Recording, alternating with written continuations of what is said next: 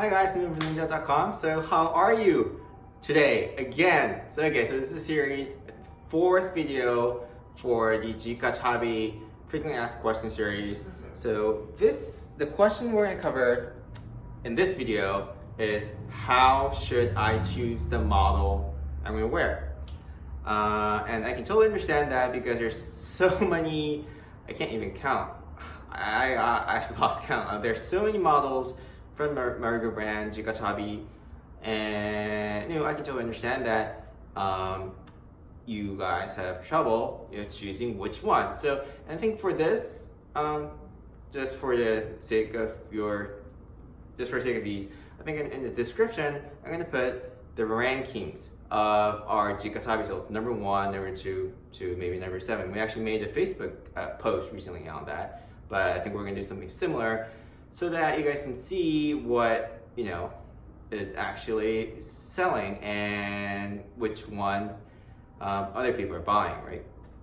Okay, so and for this video, I think I'm going to talk about the two major models that are currently selling well on Ninja.com. So one is the Jika series, which I really love, and the other is the Jika series, which I have never worn until very recently.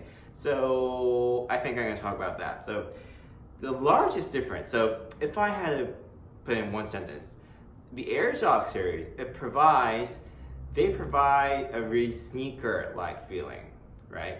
Whereas the Jika series is really closer, or actually is the traditional type of Jika Tabi. So that's the major difference. So I actually have which one is it? I actually have brand new Jika series Jika Tabi right here in my hands. So this is not uploaded on Ninja.com yet, so just to briefly explain. This is not uploaded yet, but this entire thing is Velcro, like you can see right here. So that's hugely different from the other Jika things like Jika 6 Black we're selling. But okay, so if you look closely, I'm gonna show you right here. You see the air thing right here, right? So these are really like sneakers. And the reason why Marigo, or the way I understand it, the reason why they made this series is because Jika Tabis are very frequently, at least in Japan, worn in Shinto shrine or Shinto festivals. And what they do during the festivals is that people carry them mikoshi, like the big pedestals with the kami in them. Right? That's, at least that's the way I understand it. And it's really tiresome in a way. So you go like this and carrying something heavy. So it's understandable that people wanted something with shock absorption, right? And that's where it started, at least the way I understand it. But nowadays, people in the US, for example, wear the Jika series for things like running, training. Even Japan, there's actually a really famous YouTuber.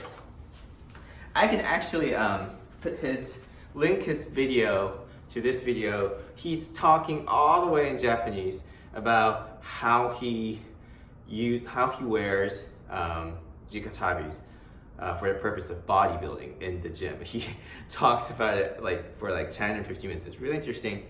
But anyway, so I think that's how people wear the Jika series nowadays, and that's what it is. Whereas the Jika series, like I talked about, like I said earlier, my favorite series is really closer to the traditional feeling. So there are models like this Haibu model which has the shock, really good. Sorry, this is old, so they might not look that good, but this series has really good shock absorption. But if you want less shock absorption, Tabi is the way to go. And if you really want a thin sole, which I don't have today, you can buy the Site 3 model, whose links I'll definitely put in the description below. this YouTube video. And in case you're watching this on YouTube. And that's the difference, right? So if you want like sneaker feeling, definitely go for air jog. If you want, go for the traditional side, go for crush gear. So that would be my recommendation. And it also depends on your preference, right? So for example, the air jog 6 black, the back part, how do you call that? The sole. The sole was, I think it was orange, right? Whereas the crush Jika series are black, for example, this Tabi model. So there's a difference in the design as well that does not necessarily come from does not necessarily inevitably come from the design or the structure of the shoes. And by the way, speaking of which, so this new Air Jog, which I think, okay, so Magic Air Jog 6 black. It is what it is. So it's not, I don't think it's anywhere yet, but we're gonna upload it pretty soon. But this series, the back part is black. So I think that's what many people wanted in terms of design. Well, people like the orange, the colored ones too, but I think it's good to have variation, right? So it's good to have diversity in terms of variation, and I think that's where this comes from.